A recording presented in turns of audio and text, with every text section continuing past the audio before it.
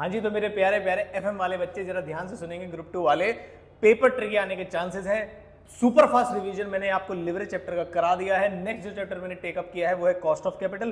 क्या कराने वाला हूं मैं इस पूरे रिवीजन के दौरान सुपर फास्ट, पहले आपको बेसिक्स बताऊंगा कि फॉर्मूले क्या हैं, फिर एग्जांपल से बताऊंगा क्वेश्चन कैसे करने हैं आपको, फिर उसके बाद स्टडी मटेरियल के सारे ट्रिकी पॉइंट्स बताऊंगा आपको जहां से क्वेश्चन बार बार पूछा गया है और आप कर सकते हैं उसमें गड़बड़। तो वीडियो को पक्का पक्का पूरा देखिएगा और मुझे कमेंट करके बताइएगा सर अगला चैप्टर कौन सा लेके आए और क्या आपको इन रिवीजन वीडियो से हेल्प मिल रही है नहीं मिल रही है। प्लीज आप मेरी एक छोटी सी बात मानेंगे कि 10,000 सब्सक्राइबर कराने में मेरी करेंगे हेल्प। आप कैसे करेंगे सर? आप भी सब्सक्राइब करिए, फैमिली वालों से भी सब्सक्राइब करिए, अपने दोस्तों को भी शेयर करिए।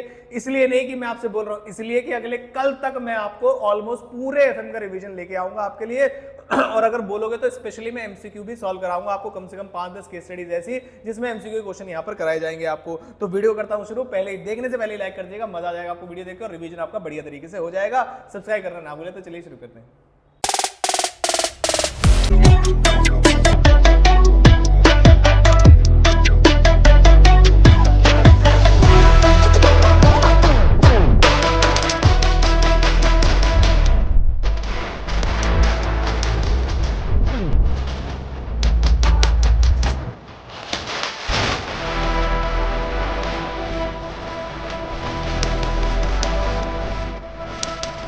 तो आते हैं इस चैप्टर पे, कॉस्ट ऑफ कैपिटल पे। पहला सवाल, क्या सर ये इस अटेम्प्ट में आएगा? Answer is yes. दूसरा सवाल, क्या सर इससे एमसीक्यू भी आने के चांसेस है? Answer is yes. Case based scenario का एमसीक्यू भी यहां से पूछा जा सकता है। कॉस्ट ऑफ कैपिटल का चैप्टर है, फटाफट से सुपर फास्ट तरीके से कराता हूं रिवीजन। सर जब कॉस्ट ऑफ कैपिटल की बात करते हैं तो कॉस्ट अलग अलग सोर्सेज की होती है, जिसमें कॉस्ट ऑफ इक्विटी होता है जैसे केई से डिनोट करते हैं, विद ग्रोथ, विदाउट ग्रोथ और अलग तरीके से मॉडल है, सब कराऊंगा। कॉस्ट ऑफ डेट को केडी से डिनोट करते हैं, कॉस्ट प्रेफरेंस शेयर्स को डिनोट करते हैं केपी से, और कॉस्ट ऑफ रिटेन्ड अर्निंग्स को डिनोट करते हैं केआर से, और डब्ल्यूएससी भी निकाला जाता है। डब्ल्यूएससी वर्ड का मतलब है weighted average cost of capital, जिसमें जितने भी अमाउंट है उनके वेट लेके हम निकालते हैं। With value, with market value weights, with book value weights, दोनों का क्वेश्चन कराऊंगा आपको। डब्ल्यूएमसीसी भी एक कांसेप्ट होता है जो शायद काफी सारे बच्चे मिस कर जाते हैं। डब्ल्यूएमसीसी का मतलब होता है weighted marginal cost of capital, जिसमें आप एक्सपेंशन जो प्रोग्राम है उसके पैसे किस तरीके से रेज कर रहे हैं, उनकी कॉस्ट क्या होगी, उनका वेट क्या होगा, उससे निकालते सभी का एक क्वेश्चन कराऊंगा। पहले आपको बताता हूं सर डिबेंचर का एक क्वेश्चन कराइए। डिबेंचर में दो पार्ट हो सकते हैं, रिडीमेबल और इरिडीमेबल, इतना आपको पता होगा। तो अगर मान लीजिए डिबेंचर का जो इशू है, फेस वैल्यू जो है 100 का है और क्या नाम है, मैंने मान लीजिए टैक्स रेट जो है 30% है,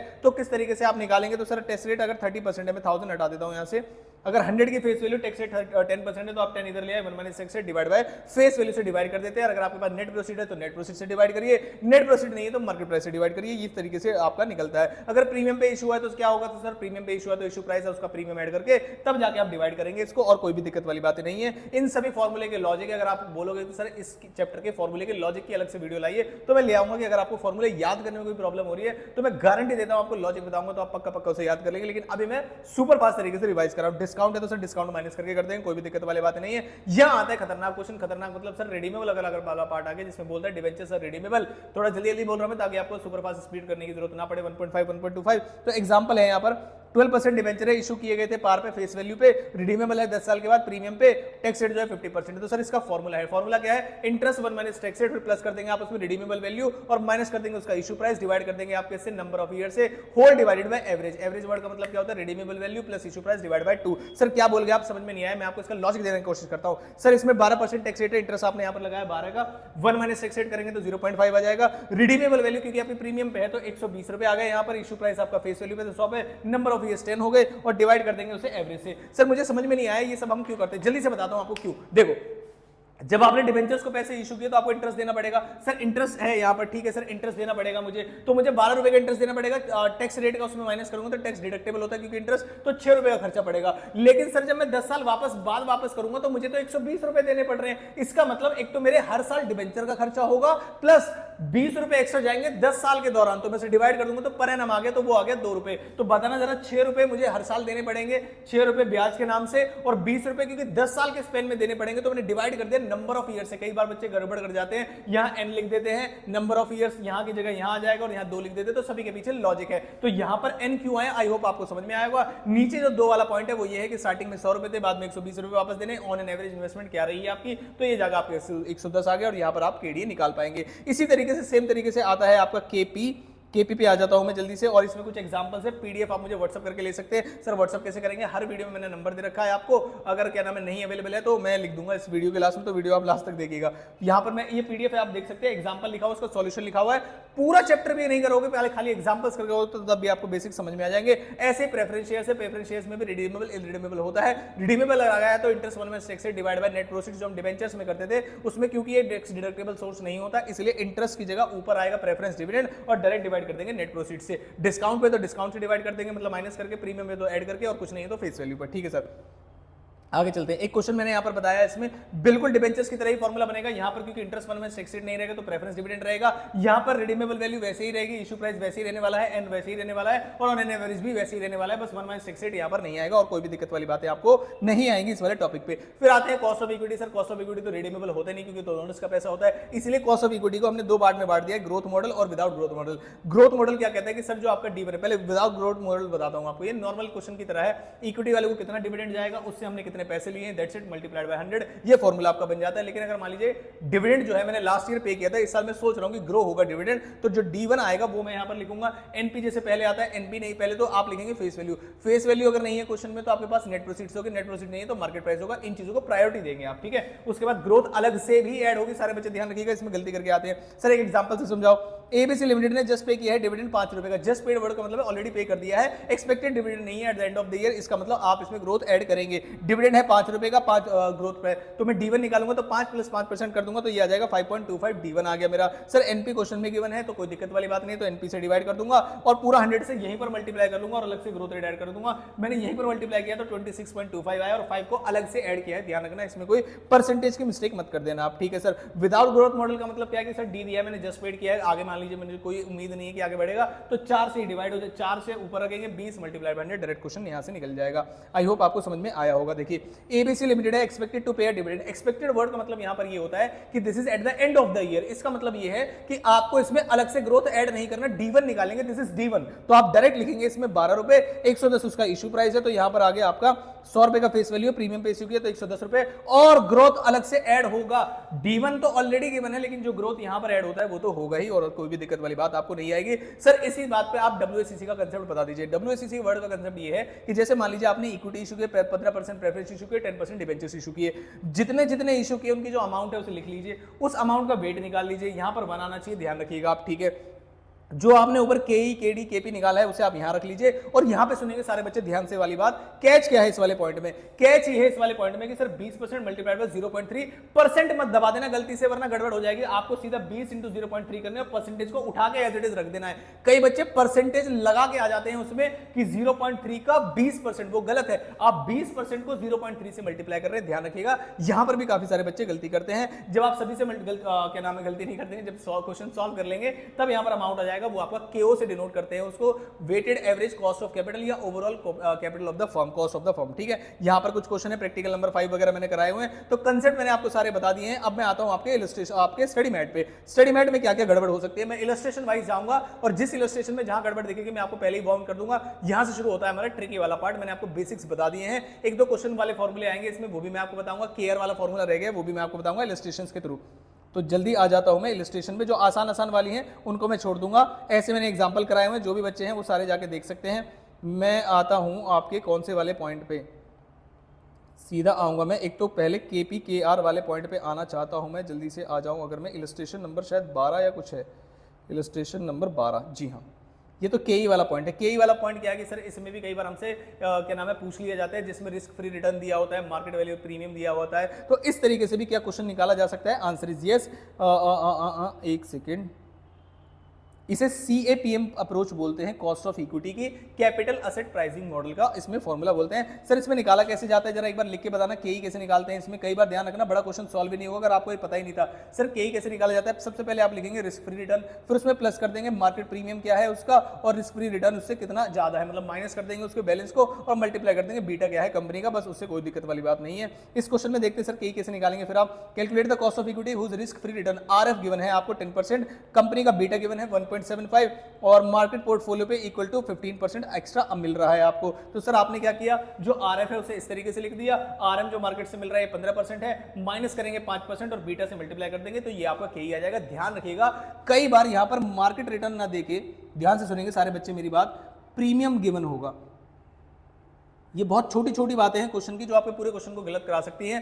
प्रीमियम अगर गिवन है, यहां पर मार्केट प्रीमियम गिवन है, इसका मतलब वो जो अमाउंट गिवन है that is already RF minus RM। इसका मतलब ये है कि आपको यहां पर माइनस करने की जरूरत नहीं है। अगर 15% मार्केट प्रीमियम गिवन होता तो डायरेक्ट में यहां 15% मल्टीप्लाई बाय 2 कर देता। प्रीमियम वर्ड का मतलब ये एक्स्ट्रा, मतलब वो ऑलरेडी माइनस कर चुका है। बात नहीं पता हो तो, बात पहले से नहीं पता थी तो मुझे पक्का पक्का बताना। फिर आते हैं हम KR वाले क्वेश्चन पे। सर KR और KE में क्या डिफरेंस है, पहले ये बताओ, फॉर्मूला क्यों होना। मैंने कहा बेटा देखो, KR जो होता है उसे हम इशू नहीं करते, तो KR में कभी भी इशूइंग एक्सपेंस नहीं हो सकते आपके। कॉस्ट ऑफ इक्विटी में इशूइंग एक्सपेंस हो सकते हैं, लेकिन क्या KR में इशूइंग एक्सपेंस नहीं होते? नहीं, इक्विटी वालों का पैसा है, फर्म में प्रॉफिट था, हमने वापस उसे रिटेन कर लिया। KE और KR कब अलग नहीं होंगे सर? KE और KR कब अलग नहीं होंगे? उसे सेम माना जाता है, लेकिन अगर इशूइंग एक्सपेंसेस वगैरह अलग से गिवन है तो हमें अलग से क्वेश्चन को सॉल्व करना पड़ेगा। क्वेश्चन यहां पर बोला था सर बताइए हमें KR निकालिए और KE निकालिए, तो क्वेश्चन ने क्या कहा देखो जरा ध्यान से।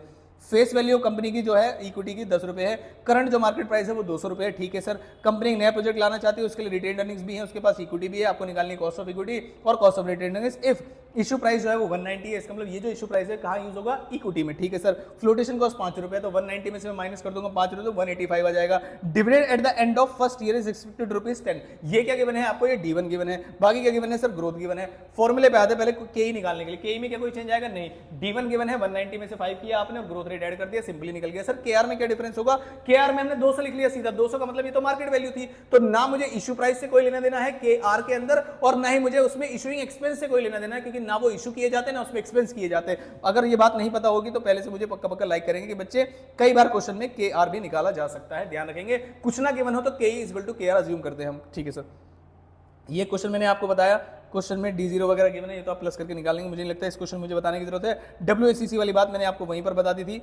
और एक क्वेश्चन है इसमें जिसमें विद बुक वैल्यू वेट और मार्केट वैल्यू वेट, वो वाला क्वेश्चन मैं कराऊंगा, जैसे कि इलस्ट्रेशन नंबर 17। सारे बच्चे ध्यान देंगे, आपके पेपर में आने ही वाले हैं इस तरीके के क्वेश्चन, तो आप गलती ना करते। इसलिए मैं फटाफट अपनी जो एक्सपीरियंसेस हैं वो बता रहा हूं, बच्चे कहां गलती करते हैं। सर डिबेंचर्स गिवन है, प्रेफरेंस शेयर के, इक्विटी शेयर के, उनकी अमाउंट गिवन है और उनकी फेस वैल्यू भी गिवन है। इससे मैं बुक वैल्यू वेट भी निकाल सकता हूं और मार्केट वैल्यू वेट भी निकाल सकता हूं, ठीक है सर। उसके बाद क्या करना है? उसके बाद इस क्वेश्चन में मैंने अज्यूम किया कि YTM अप्रोच को फॉलो नहीं किया जा रहा है। अगर नॉर्मल क्वेश्चन है तो कैसे सॉल्व करना है? YTM अप्रोच एक अलग ही टोटली डिफरेंट कंसेप्ट है। जब तक आपको इन्वेस्टमेंट डिसीजन नहीं समझ में आएगा, आपको YTM अप्रोच नहीं समझ में आएगी, ठीक है सर। अब आते हैं इधर, सर मार्केट वैल्यू गिवन है इसमें 5 लाख 5 लाख 10 लाख, तो सर क्या करना है मुझे? अगर मुझे बुक वैल्यू गिवन है 5 लाख 5 लाख 10 लाख, तो मैं क्या करूंगा सर?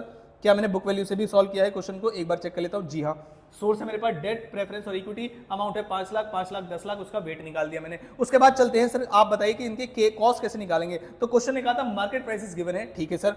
क्वेश्चन कह रहा है 100 पर डिबेंचर है, रिडीमेबल है, 10% कूपन रेट। कूपन रेट का मतलब होता है क्या? Interest rate. 4% की फ्लोटेशन कॉस्ट है और 10 ईयर की मैच्योरिटी। तो क्या करूंगा मैं? इंटरेस्ट 1 माइनस टैक्स रेट कर दूंगा। उसके बाद क्या करेंगे सर? यहाँ पर 100 क्या लिखा है आपने समझ में नहीं आया? 100 यह है कि अगर आपको रिडीमेबल वैल्यू ना गिवन हो, ये बहुत इंपॉर्टेंट बातें ध्यान से समझ लेना। अगर आपको रिडीमेबल वैल्यू ना गिवन हो तो हम मान लेंगे कि पार पर रिडीम कर रहे हैं, तो पार पर रिडीम किया तो हुआ 100। तो इशू प्राइस क्या होगा सर? मार्केट प्राइस मुझे गिवन है 105 रुपए का, उसमें से इशूइंग एक्सपेंसेस माइनस कर देंगे हम। किस पे निकाला जाएगा? फेस वैल्यू पे इशूइंग एक्सपेंस, तो इशूइंग एक्सपेंस यानी कि मार्केट प्राइस पे निकाला जाएगा। सीधा सीधा हमने माइनस कर दिया, कितने परसेंट? 4%। तो ये आ गया हमारा अमाउंट, प्लस इसी को एवरेज कर देंगे और यहां से हमारा KD आ गया। आई होप आपको समझ में आएगा और मैं बहुत जल्दी नहीं पढ़ा रहा हूं। अगर आपको लगता है सर मुझे आराम से बताना चाहिए और डिटेल में बताना चाहिए, वीडियो लंबी हो जाए, कोई प्रॉब्लम वाली बात नहीं, तो आप मुझे कमेंट करके बता सकते हैं साहब आराम से कराओ, बहुत जल्दी की बात नहीं। लेकिन मुझे ऐसा लगता है कि आपको SMB पढ़ना है तो मैं आपको की पॉइंट्स बता के चलूं, ठीक है।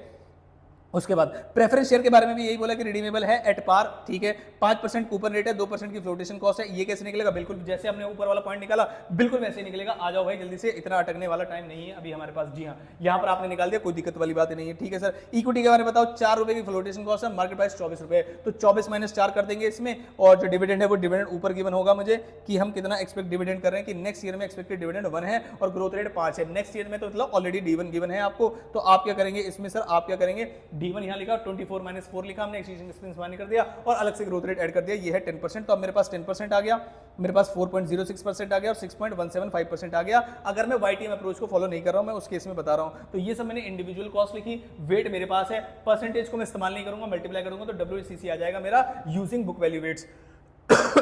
अगर सर ये बोलता है यूजिंग मार्केट वैल्यू वेट्स निकालो तो क्या करेंगे सर आप? तो अगर क्वेश्चन बोलता है कि यूजिंग मार्केट वैल्यू वेट्स निकालो तो कुछ नहीं करना है आपको, जो आपकी कॉस्ट है वो तो एज इट इज रहेगी, जो आपने यहां लिख रखी है ये सेम रहेगी सर। फिर बदलता क्या है? बस वेट बदलते हैं। वेट कैसे निकालेंगे सर? हम मार्केट वैल्यू निकालेंगे इसकी। अब मार्केट वैल्यू कैसे निकाली सर? आपने नंबर ऑफ शेयर्स आपको ऑलरेडी पता चल गए। अगर मान लीजिए टोटल ये कितने का है, जल्दी आ जाओ भाई, 5 लाख का टोटल है, 100 से डिवाइड कर दिया, 5 लाख को 100 से डिवाइड कर दिया, 10 लाख को 10 से डिवाइड कर दिया, तो यहां पर मुझे नंबर ऑफ पता चल गए कि सर मेरे पास जो डिबेंचर्स है वो कितने के हैं 5000, मेरे पास जो प्रेफरेंस है वो कितने के हैं 5000 और मेरे पास जो इक्विटी है वो 10000 और इन्हीं के मार्केट प्राइसेस से मैंने यहां पर मल्टीप्लाई कर दिया और यहां पर अमाउंट आ गई है। एक इंपॉर्टेंट बात आपको बता के चलता हूं कि अगर क्वेश्चन में रिटेन्ड अर्निंग्स भी गिवन है तो बुक वैल्यू तो उनकी गिवन होगी लेकिन मार्केट वैल्यू गिवन नहीं होगी, क्योंकि जो रिटेन्ड अर्निंग्स की मार्केट वैल्यू है वो ऑलरेडी केई में इन्वॉल्व होती है। अगर आपको ऐसा लगता है कि केआर अलग है तो आपको उसे रेशियो में डिवाइड कर लेना है। ये बात मैं आपको जल्दी से बता के चलता हूं। जैसे मान लीजिए मैंने कहा क्वेश्चन के अंदर लिखा है 10 लाख और 4 लाख, 10 लाख और 4 लाख, ये है आपकी इक्विटी, ये है आपकी रिटेन्ड अर्निंग्स। अगर आप इनकी मार्केट वैल्यू निकालने पहुंचे और मार्केट वैल्यू निकल गई, मान लीजिए मैंने कहा 10 और 5 कर देता हूं ताकि मेरे लिए भी आसान रहे, 10 और 5, अगर मान लीजिए मार्केट वैल्यू निकल गई इनकी 20 लाख रुपए और केई और केआर अलग नहीं है तो आप सीधा सीधा मल्टीप्लाई करेंगे, केई के दोबारा से केआर नहीं निकालेंगे। लेकिन अगर अलग है, केई अलग है, केआर अलग है, तो पहले आपको इस 20 लाख को इस रेशियो में डिवाइड करना पड़ेगा। अगर उनकी इंडिविजुअल कॉस्ट अलग है तो कैसे डिवाइड होगा ये? सर 20 लाख को अगर 2:1 में बांटेंगे तो कैसे बढ़ेगा, ये आप एक बार चेक कर लीजिएगा। 2:1 तो ज्यादा गड़बड़ हो गया ना, 3.1 में चला जाएगा। तो मैंने कहा इसे और क्या कर दूं मैं, 30 लाख कर देता हूं। तो सर फिर कैसे बटेगा, 30 लाख कैसे बटेगा? सर ये 20 हो जाएगा और ये कितना हो जाएगा, 10 हो जाएगा। तो आप ऐसे रेशियो में डिवाइड करके चलेंगे। ये इंपॉर्टेंट बात थी, मैंने आपको पहले ही बता दी। बाद में मत कहना सर क्वेश्चन में आ गई थी और गड़बड़ हो गई। फिर आते हैं sir weighted marginal cost of capital क्या है। Sir marginal cost of capital क्या होता है कि आपने मान लीजिए आपके पास 1 करोड़ रुपए है, 1 करोड़ में से 50 लाख इक्विटी, 50 लाख 30 लाख का डेट है, 20% का प्रेफरेंस है और आपको 50 लाख और चाहिए एक्सपेंशन के लिए। तो जो 50 लाख और चाहिए वो कहां से आ सकता है? आप इंडिविजुअल कैपिटल स्ट्रक्चर जो 1 करोड़ का उसे छोड़ दीजिए, 50 लाख को टोटल अमाउंट ले लीजिएगा, किस किस तरीके से सोर्स निकाला गया है उसकी जो इंडिविजुअल कॉस्ट ऑफ कैपिटल आप निकालेंगे और डब्ल्यूसीसी निकालेंगे सिर्फ और 50 लाख का, उसे बोलते हैं weighted marginal cost of capital. इसको अलग से कुछ भी ज्यादा दिक्कत वाली बात इसके अंदर नहीं है। ठीक है सर, आगे चलिए। मैं आगे रिवीजन करते आ गया। यहाँ पर सॉल्यूशन भी है। किसी क्वेश्चन में इंडिविजुअली डाउट है तो आप मुझसे पूछ सकते हैं। सर एक क्वेश्चन नंबर 4 जैसा क्वेश्चन आप पक्का करके जाइएगा। इसमें जो कॉस्ट ऑफ डेट है वो इस तरीके से निकाली गई है कि अप टू 1,80,000 तो टैक्स जो है 10% है और बियॉन्ड जाओगे तो 16% हो जाएगा। तो इसमें आपको गड़बड़ हो सकती है। तो सर कैसे निकालेंगे इसमें? तो डेट जो अगर 3 लाख का है तो अप टू 1.8 लाख 10% डिबेंचर आप इसे अलग सोर्स मान सकते हैं और इसको 1.2 लाख को अलग सोर्स मान सकते हैं, जिसमें जो रेट है वो बिल्कुल अलग अलग है। या फिर इसको क्या नाम है, आप क्या कर सकते हैं, आप इसको एवरेज करके भी कर सकते हैं, जैसा भी आपके टीचर ने पढ़ाया होगा ऐसा भी कर सकते हैं आप। लेकिन मेरा ऐसा मानना है इसे अलग सोर्स मान लीजिए, कोई भी दिक्कत वाली बात ही नहीं है। ठीक है सर। सर क्वेश्चन ने बोला है डिटरमाइन करना है आपको post average cost of additional date. Question नहीं बोला है कि एवरेज निकालना है आपको। ये मत बोलना कि 3 लाख का उधार चाहिए तो 1.8 लाख का ये 1.2 लाख, ना आप एवरेज करके बताओ ऑन एन एवरेज कितने का पड़ेगा। तो मैं बता देता हूं आपको जरा फटाफट से। आपने कहा था सर टोटल कितने चाहिए, टोटल 3 लाख रुपए चाहिए मुझे। उस 3 लाख में से 1.8 लाख जो आ रहे हैं मेरे 10% से आ रहे हैं और बाकी के 1.2 लाख आ रहे हैं मेरे 16% से। 1 - 68 से मल्टीप्लाई किया, के निकल के आ गया इनका, बिल्कुल सही बात है। वेट से मैंने मल्टीप्लाई कर दिया, डब्ल्यूएसीसी निकाल दिया। ये डब्ल्यूएसीसी किसका है सर? ये डिबेंचर्स का ही है, बस डेट का ही है। और ये जो निकल के आया है ये आपका केडी आ गया है ऑन एन एवरेज बेसिस पे, मतलब आपको अलग अलग करने की जरूरत नहीं है। अब आप इसे सिंपली सॉल्व कर सकते हैं। आई होप बात समझ में आई होगी आपके। जैसे ये क्वेश्चन है देखो रिटेन्ड अर्निंग्स, जैसा कि मैं आपको बता रहा था सर रिटेन्ड अर्निंग्स की बुक वैल्यू तो मिलेगी लेकिन मार्केट वैल्यू नहीं मिलेगी। तो अगर आपको क्वेश्चन में केआर निकालने के लिए अलग से इंफॉर्मेशन है और केआर डिफर कर रहा है केई से, तो आपको क्या करना होता है इस क्वेश्चन में, जरा ध्यान से देखेंगे सारे बच्चे। ये हो जाता है 1.5 करोड़ और ये है मेरा 2 करोड़। तो सर मुझे यहां से निकालना पड़ता है इसको दोबारा से। तो मैं क्या कर सकता हूं, इसका मतलब मार्केट वैल्यू के अंदर इंक्लूडेड है और आप के इस्तेमाल करेंगे तो केआर ऑटोमेटिकली सॉल्व हो जाएगा आपका। ऐसे करके बातें हैं यहां पर। ठीक है सर। एक क्वेश्चन, एक पॉइंट और है, पॉइंट नंबर 4 था ये, प्रैक्टिकल क्वेश्चन नंबर 5 है। सारे बच्चे ध्यान से देखेंगे। कुछ पॉइंट की वजह से आपके एग्जाम में क्वेश्चन गलत हो जाता है। देखिए, debentures of the company are proposes to issue 11 year 15% debentures. ठीक है सर, 15 रुपए का डेट इंटरेस्ट आ गया, लेकिन वो कह रहे हैं this but the yield debenture on similar maturity जो है वो 16% है। यार उन्होंने कहा दूसरे वाले तो 16% दे रहे, तो मैंने कहा टेंशन मत लो, मैं इंटरेस्ट के रेट को कम नहीं कर सकता लेकिन मैं 16% मान लूंगा। मतलब ये जो 15 रुपए है मैं इसे 15% ना मान के मैं मान लूंगा ये 16% है। इससे क्या होगा, इससे जो मेरा इशू प्राइस है वो चेंज हो जाएगा, फेस वैल्यू चेंज हो जाएगी। इशू प्राइस मान लेते हैं उसको। तो सर जब आप इसे डिवाइड करोगे 15 रुपए को मान लेंगे कि 16% है, तो 15 अगर आपने मान लिया 16% को रिप्रेजेंट कर रहा है तो आपने डिवाइड कर दिया इसको। इससे जो 100 रुपए 100 का 15% करके 15 आ रहा था, अब उसे आपने 16% मान लिया तो डिवाइड किया तो आपका इशू प्राइस में फेस वैल्यू में चेंज आ गया आपका 93.75। फेस वैल्यू तो बदलते से नहीं, इसे इशू प्राइस ही बोलेंगे। और उसके बाद क्वेश्चन ने कहा फ्लोटेशन कॉस्ट 2 रुपए है, 2% है और ये जो 2% है आपका ये हमेशा निकलेगा फेस वैल्यू पे। 100 रुपए का 2% हो गया 2 रुपए और जो आपका नेट इशू प्राइस निकल के आया वो है 91.75। मुझे ऐसा लगता है कि पक्का वाली बात है, आपने पॉइंट नहीं पढ़ा होगा तो यहीं पे लाइक करके बताना हाँ सर आप सही कर रहे हो और ऐसे ही करते जाइएगा, हमें बहुत बढ़िया लगेगा। ठीक है, उसके बाद मुझे ऐसा लगता है कि कॉस्ट ऑफ कैपिटल में जितने भी गड़बड़ वाले क्वेश्चन हैं वो मैंने आपको करा दिए हैं। सारे बच्चे ध्यान से करके जाएंगे using book value weights, using market value weights, और जो मेरा आज का टारगेट था वो मैंने आपको बता दिया है। अगर आपको चाहिए कि नहीं सर डिटेल में बताओ या कोई क्वेश्चन नंबर आपको प्रॉब्लम कर रही है तो वो भी मैं जैसे ही सीरीज खत्म हो जाएगी आप कमेंट बॉक्स में बताते रहना सर स्टडी मटेरियल का ये क्वेश्चन नंबर करा दो, ये करा दो, ये करा दो, ये करा दो। मैं उसकी एक लिस्ट बनाऊंगा, चैप्टर वाइज लेके आ जाऊंगा, लेकिन पहले मुझे सुपर फास्ट तरीके से रिवीजन कराने। तो मैंने cost of equity with growth without growth सीएपी1 सब बता दिया, केडी बता दिया, रिडीमेबल डब्ल्यूसीसी वगैरह सब बता दिया है मैंने आपको, कॉस्ट ऑफ रिटेन्ड अर्निंग्स भी बता दी है, और जो इंपॉर्टेंट पॉइंट थे जो सारे इलस्ट्रेशंस के अंदर घुसे हुए हैं या फिर कुछ प्रैक्टिकल प्रॉब्लम्स के अंदर घुसे हुए हैं वो मैंने सारी बताने की कोशिश की है। पक्का वीडियो अगर अच्छी लगे तो मुझे कमेंट चाहिए कि हाँ सर आपकी मेहनत हमें अच्छी लग रही है और हम सब्सक्राइब भी कर रहे हैं, तो अच्छे कमेंट करिएगा। अगला कोई चैप्टर बहुत जल्द लेके आऊंगा आपके लिए। लिवरेज ऑलरेडी डाल दिया है, तो जिन्होंने नहीं देखा प्लीज देख लीजिएगा। चलता हूं, मिलता हूं आपसे अगली किसी इंपॉर्टेंट वीडियो के साथ। एफएम ट्रिकी आ गया तो कैसे तैयारी करेंगे वो सारी तैयारी मैं ही आपको खुद करा रहा हूं इसी चैनल पर। सब्सक्राइब जरूर कर दीजिएगा। Thank you so much.